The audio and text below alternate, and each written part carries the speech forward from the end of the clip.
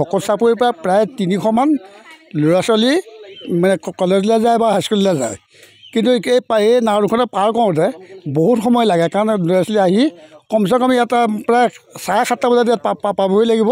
7:30 বজাৰ পৰাই পাৰ কৰিব লাগিব নাৱৰীয়াকেইজনৰ কষ্ট একদম ৰ'বলৈ সময় নাই, মানে খুব তললৈকে পাৰ কৰিবলগীয়া হয়। গতিকে আমি ভাবিছোঁ এই কামটো নহয় যদি আমাক দলংখনি ভকত চাপৰিলৈ দিলেহেঁতেন চৰকাৰে, খুব মানে কম সময়ৰ ভিতৰত আমাৰ কামখিনি যদি কৰি দিয়ে আমাৰ ভাল হয়।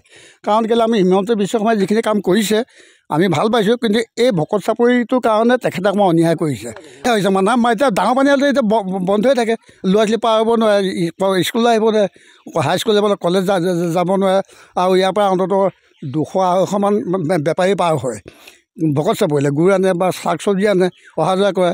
ঠিক সেইসকলৰ বহুত অসুবিধা হয়, কাৰণ সেই সুবিধাখিনি আমাক চৰকাৰে খুব কম সময়ৰ ভিতৰত আমাক কৰি দিব লাগে। কাৰণ কেলৈ দলংখন লাগে, আৰু মুখত যিখন স্পাৰ এটা দি শৈল বান্ধ দিয়া বৈজ্ঞানিক পদ্ধতিয়ে দি মানে এটা যদি আমাক টিউব বান্ধি যদি বন্ধাই দিয়ে, তেতিয়া আমাৰ এই মাজুলীখন স্থায়ী হিচাপে থাকিব, নহ'লে নাথাকে। আৰু আমাৰতো পূৰা একেবাৰে মানে ল'ৰা ছোৱালীৰ পৰা ধৰি গোটেই আমাৰ মানে জঞ্জালেই হৈছে। এয়া দেখিছে আপোনালোকে, আমিনো কি কৰিম আৰু, মানে এতিয়া উপায় নাই।